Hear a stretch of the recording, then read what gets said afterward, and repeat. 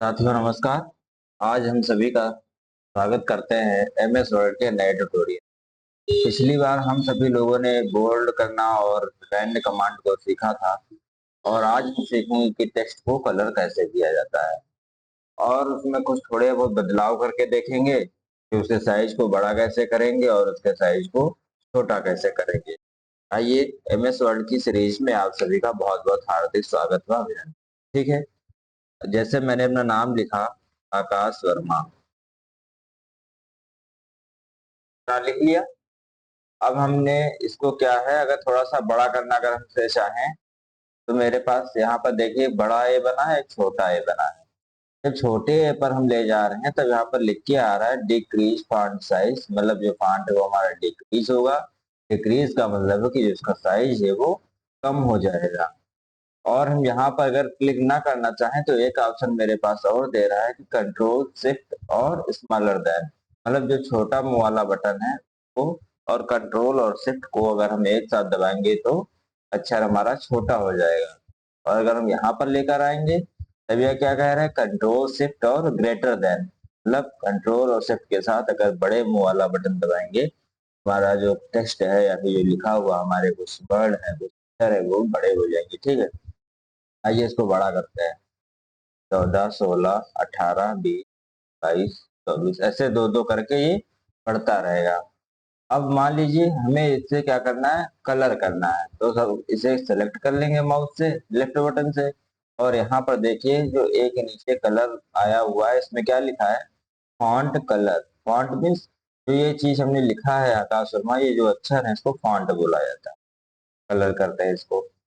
मान लीजिए हमें थोड़ा सा मैरून है, ये रेड है और ये ऑरेंज है। मान लीजिए हमने ये बैंगनी कलर ले लिया और इसे थोड़ा सा बी पर आएंगे तो यहाँ से भी बोल्ड कर सकते हैं ना। और यहाँ पर ना आए तो हम कंट्रोल के साथ में बी बटन दबा देंगे तब भी ये सेम काम करेगा, यानी कि कंट्रोल के साथ बी दबा देंगे तब भी ये हमारा काम करेगा। तो हमने फॉन्ट को कलर करना यहाँ से सीख लिया है और उसका साइज को बड़ा करना सीख। मान लीजिए कि साइज मेरे पास गलती से बहुत बड़ा हो गया है और अब हमें इसे छोटा करना है, तो कंट्रोल शिफ्ट के साथ में छोटा वाला बटन दबाएंगे, साइज जो है वो छोटा होता चला जाएगा। और अगर बड़ा वाला बटन दबाएंगे बड़ा होता चला जाएगा।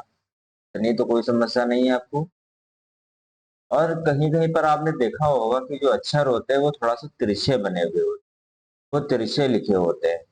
तो कैसे लिखे होते हैं, जो यहाँ पर आई बना हुआ है इसका मतलब है टैली। कंट्रोल के साथ आई अगर आप दबा देंगे तब भी वही काम करेगा, और अगर यहाँ पर आई दबा देंगे तब भी वही काम करेगा। तो यहाँ से हम कंट्रोल के साथ में आई दबा देंगे तो हमारा ये चाहिए। अब अगर मान लीजिए, देखिए जो हमारा टिमटिमा रहा है कर्सर, ये भी क्या है, थोड़ा सा तिरछा है एंगल में। अब हमें क्या करना है, तो इसका लिखा हुआ टेक्स्ट है इसके नीचे अंडरलाइन करनी है। तो हम कंट्रोल के साथ में या फिर यू को दबा दें तब भी हो जाएगा, और या फिर यहाँ पर देखिए आपका यू लिखा हुआ है, अगर हम यहाँ पर प्रेस करते हैं धीरे से तब भी ये हमारी अंडरलाइन आ जाएगी। इतनी बात हम समझ पाए, बोल्ड इटैलिक और अंडरलाइन तक। या अब हम यहाँ से इसको हटा दें। कहीं पर आपने देखा होगा कि जो अक्षर होते हैं वो बीच से कटे हुए होते हैं, वो कैसे पॉसिबल है, तो देखिए जो ए बी है ये बीच से कटा हुआ है स्ट्रेट थ्रू, यहाँ से हमने कट कर दिया। अब देखिए जो अक्षर है ये बीच से कटा हुआ है। ठीक है, यहाँ से इसको हम दोबारा हटा देंगे और यहाँ पर दोबारा वही चीज आप क्लिक कर दिए, आप वही से वापस आ जाएंगे। और मान लीजिए गलती से हट गया है तब कंट्रोल के साथ में जेड करते चलिए वही चीजें आ जाएंगी। कंट्रोल जेड का मतलब होता है अनडू और कंट्रोल वाई का मतलब होता है रीडू। तो आज हमने कौन कौन सी चीजें सीखी हैं, बोल्ड सीखा है, इटैलिक और अंडरलाइन और स्ट्रिप थ्रू। अब हम क्या सीखेंगे कि जो फॉन्ट है के बैकग्राउंड में कलर कैसे करना है। ठीक है, मान लीजिए इसके पीछे हमको हाइलाइटर लगाना है। देखिए हम जैसे सेलेक्ट किए हैं ये मेरे पास जो मेन मेन ऑप्शन है वो आ गए। फिर हम यहाँ से अभी फिलहाल काम नहीं चलाएंगे, आगे चल के हम आपको बता देंगे कि कैसे काम करना है। हाइलाइटर में जाएंगे और यहाँ पर देखिए मेरे पास बहुत सारे कलर, येलो येलो ही ज्यादा यूज होता है, ग्रीन है ना, नीला, काला, बहुत सारे हैं, हम ऐसा कलर ले लेते हैं। अच्छा, आप अगर एक चीज़ देखे होंगे कि मान लीजिए मेरे पास बहुत सारी फाइल है और हम पूरा कैपिटल में लिखना चाह रहे हैं, तो कैप्स लॉक या तो दबाएँ बार-बार, हाँ, या फिर शिफ्ट के साथ में उसको लिखें तब जाके कैपिटल होगा। लेकिन एमएस वर्ड हमें एक सुविधा और देता है, जब कंप्यूटर का काम ही यही है हमारे काम को आसान बनाना, तो हम क्यों ना इसकी मदद से काम को आसान बनाएँ। चलिए, इसको हमने सेलेक्ट किया है और जाएँगे चेंज केस पर। सेंटेंस केस का क्या मतलब है? जो फुल स्टॉप भी देखिए इसमें आखिरी में लगा, मतलब एक सेंटेंस में जो हमारा पहला अक्षर होगा, जो पहला लेटर होगा वो कैपिटल होगा और बाकी सारे जो लेटर होंगे वो कैसे होंगे? स्मॉल होंगे। लोअर केस में क्या होगा? जो सारे केस हमारे हैं या फिर जो सारे अक्षर हैं ये हमारे छोटे हो जाएंगे। देखिए सारे छोटे हो गए। आप इसमें देख पा रहे होंगे, जैसे अपर केस है तो अपर केस में क्या हो जाएगा? सारे अक्षर बड़े हो जाएंगे।